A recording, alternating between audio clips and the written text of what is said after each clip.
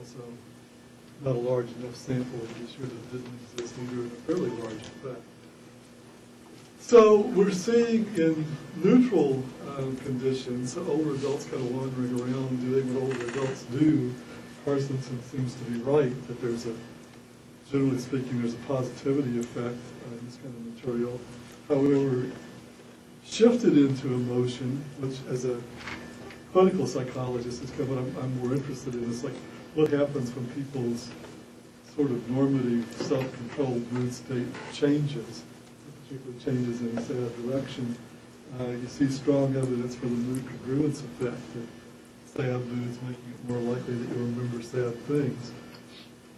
And one of our conclusions from this study also was that older adults actually seem to be more susceptible to that mood congruence effect in the sense that it affected a wider array of things. You saw mood congruence effects for them on immediate recall of word lists and also in the homophone spelling test that you didn't see with the young adults, and also the effect of sad mood on being less likely to recall happy memories only showed up in the older adults.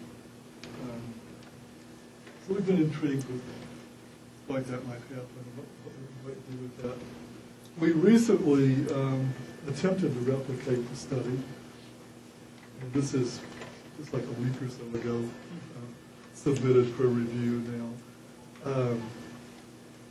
We finished the study sometime last spring, I guess. One of the things that we did was that people have, although the word list thing that we just went over is a very typical thing to do in looking at the effects of emotion on memory, the particular set of words that we were using, which are the classic ones that people have used from the beginning of that line of research, have been criticized because happy and sad words are also different in other ways. Some happy words tend to be longer. Some of the words are more frequent than neutral words and sad words.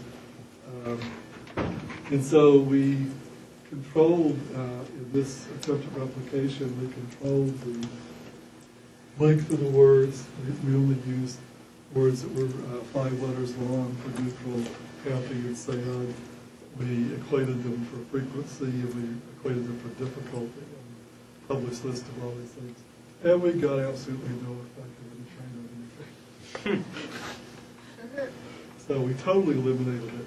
In retrospect, as we kind of sat there and looked at the data and thought, does this mean that it is only those other things? We realized that we'd also eliminated something else that might be important, which is the other people have reported as being important, which is the personal nature of some of these words. In some studies, people have found that the mood congruence effect works when the happy or sad words are words that you might apply to yourself, things that might be personal characteristics or personal traits, and not so much for things that aren't personally relevant. And I guess it's like searching for a way to explain what didn't happen. One alternative that we'd like to exclude in the future before we give up on word lists altogether is actually going back to use of personal words.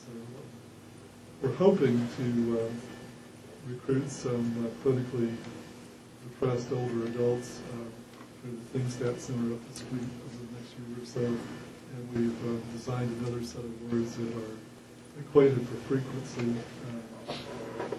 and roughly equated for length, but do have some both personal and more abstract valence words mixed in. The other thing that we wanted to do differently is looking at autobiographical memories in this study. We wanted to change the age of the memories.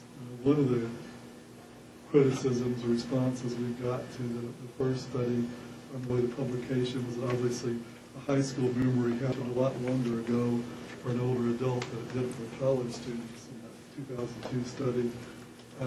And so we wanted some memories that were equated for length, and for a variety of theoretical reasons, we thought that the length of time might also be interesting. So we actually looked at 1-week-old memories, 1-year-old memories, 3-year-old memories, and high school memories again. And we also randomized the order, and so it became quite a different task. And what we ended up with is we got mood congruence effects again for older adults. And you can see that in the neutral condition, you got a much lower percentage of sad memories from 1 week ago in older adults and young adults in the neutral condition. In the sad condition, we got a mood congruence effect for old adults. And then young adults did something that is not, we weren't really expecting, but is not unprecedented in this literature, is that the young adults actually showed what's called a mood repair effect that induced them to a sad mood. They were less likely to recall sad memories from a year ago. One of the other things that happened here, and it may partially account for why we got a different result for young adults, is that we used film clips this time rather than the Belton words. People have, some people looking at this literature have had a generally negative response to the idea of using a cognitively based induction, having people reading sentences as a way of inducing mood, and then using cognitive outcome measures and cognitive tests. And more generally, in the intervening years, some lit reviews came up with different kinds of mood inductions, and people seem to be having more success with film, and also a few articles coming out showing that with films that were selected to be emotionally evocative with both young and old, were more likely to have equivalent effects of mood induction. Actually, some work done by some researchers in Germany showing that with films that you would expect to be emotionally evocative for both young and old adults, you got both similar self-report mood induction, mood responses, and also similar psychophysiological responses in their study. So we used, we looked at a lot of different things. The interest volunteers looked at stuff and gave us their responses. We had some college students come in and give their responses. And we ended up settling on the film $1 Million Baby, a female fighter who gets ends up on life support. And because we thought it was, the sad images were, around the time we were thinking about pulling the plug on her, and she's handicapped in bed. And we thought it was a situation that because it was a young protagonist in the film, the young adults would identify, and because it was about somebody being very physically impaired, bedbound, and so on, the older adults would identify. And these are the things we looked at. The older adults film is the most sad. We actually tried some things where they had like Alzheimer's victims and other stuff. And it's hard to make older adults sad, older adult themed movies. There's something you would think would actually would be more relevant to older adults if they don't respond to that much. $1 Million Baby did it. And then we had a neutral clip that's from early in the movie, which is just working out of the bags and stuff.